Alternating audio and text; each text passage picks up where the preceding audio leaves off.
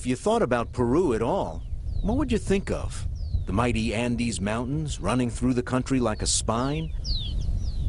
Guided tours of the ruins of ancient Indian civilizations? Surfing on Pacific beaches strung out on the country's long, sun-drenched coastline? Or maybe the beautiful old colonial buildings of Lima, once one of the most important cities of the Spanish Empire. It's unlikely you'd think of it as one of Latin America's strongest performing economies, led by demand from China for its raw materials. Even when the world was in serious economic downturn, it still wanted to buy what Peru had to sell, the output of an enormous fishing fleet, mines and farms. And all during that time, a country that once suffered from enormous hyperinflation had a stable currency and a stable government. Peru's government predicts a growth rate of 6%, coupled with low inflation for 2010. Ironically, Peru's current pro-business president, Alan Garcia, is the same president who was at the helm 20 years ago when the country's economy bottomed out. Back then, Garcia was the left-wing politician called the Kennedy of Latin America. But his big government programs were followed by increasing poverty and inflation measured in the thousands of percent. Voters reacted by choosing right-wing candidate Alberto Fujimori in the next election. Fujimori defeated Peru's growing leftist rebel movements and stabilized the economy, but he also suppressed human rights and was sent to prison for ordering death squads to deal with his enemies. But Fujimori's economic management and that of his successor, Alejandro Toledo, kept the country on the road to recovery. Once a debt-ridden basket case, today's Peru is open for business. The healthy economy has benefited Peruvians like Wilmer Gonzalo.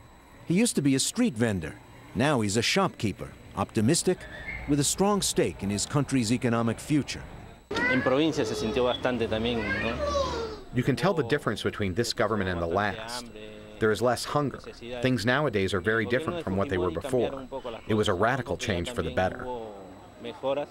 Francisco Sagasti studies the workings of the Peruvian economy and has long been an economic consultant to Peruvian governments. We paid some of our debts, and then we opened our doors to foreign investment, which led to a boom in foreign investment, to a lot of capital that helped us to modernize and change our productive system and make our economy more efficient. For Sagasti, the turnaround started in the 90s. After the first Garcia administration, Peru ended trade restrictions, stopped government borrowing and overspending. Voters chose leaders who stopped the lurching from left to right and back again. Mercedes Araoz is Peru's finance minister.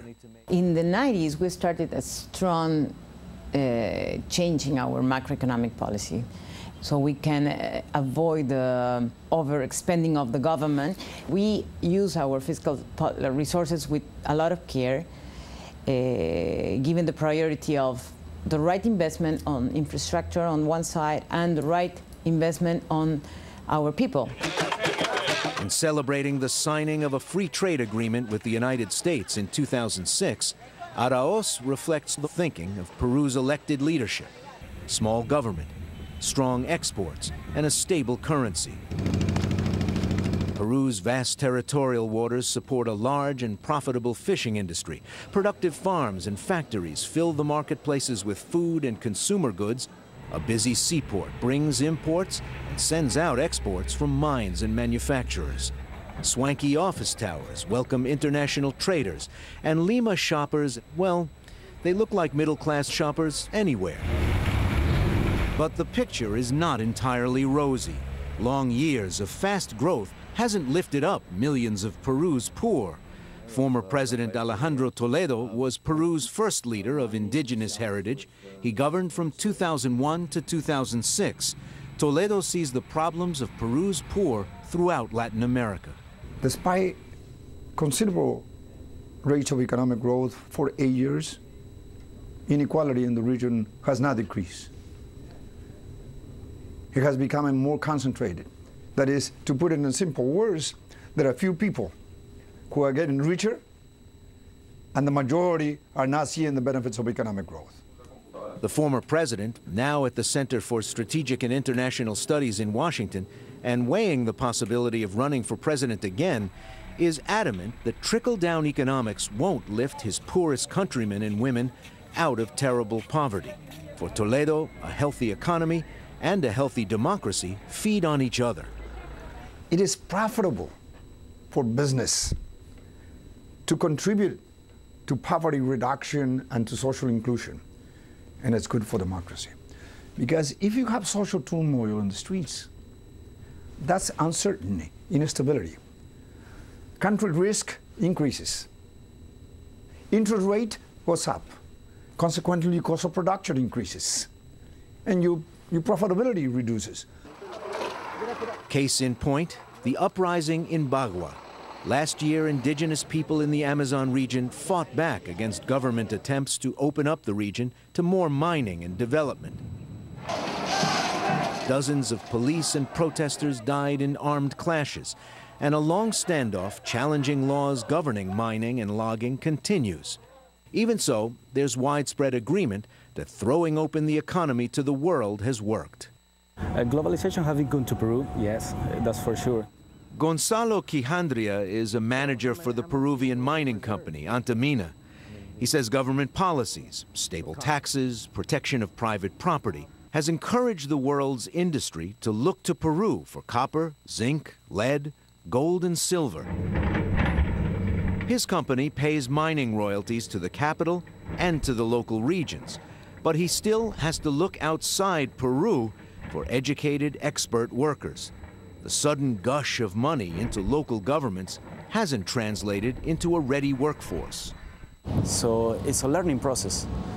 We still have a long way to go to see if those $250 million they receive every year from the last 2 or 3 years are gonna mean better schools, better education, or better health. But some say companies which reap huge profits from Peru's vast resources should pay more. Carlos Monge is the Latin America coordinator for Revenue Watch Institute. Without challenging the importance that these companies and investments have in the country, they could pay a little bit more taxes. And I'm not saying a humongous tax like in Bolivia and Ecuador. I'm saying a 50% windfall profit tax like in England or like in the US with Bush, President Bush. No? Nothing very communist, very socialist, very leftist. No? Things pretty conservative, but reasonable. Francisco Sagasti agrees. Government used to be too big, he says, and that was bad. Now the government revenue of 15% is too small to lift up the poor of Peru.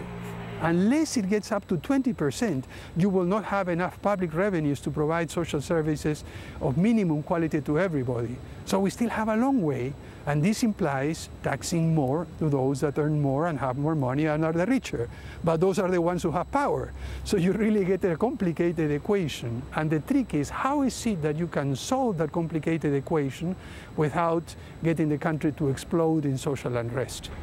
The Garcia administration says Peru is on the right track without more taxes, investing in education and lowering poverty, and moving ahead with projects like the new Transoceanic Highway from Brazil to Peru's Pacific coast, giving one of the world's biggest economies, Brazil, a way of shipping raw materials more quickly around the world.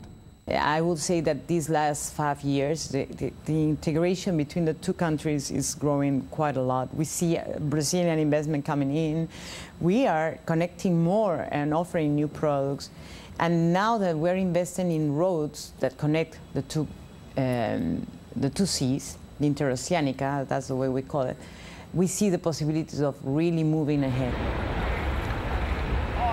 Open to the Atlantic, building bridges across the Pacific to fast-growing China, and growing closer to the U.S., Peru's taking full advantage of that flatter post-Cold War world and doing it as a democracy.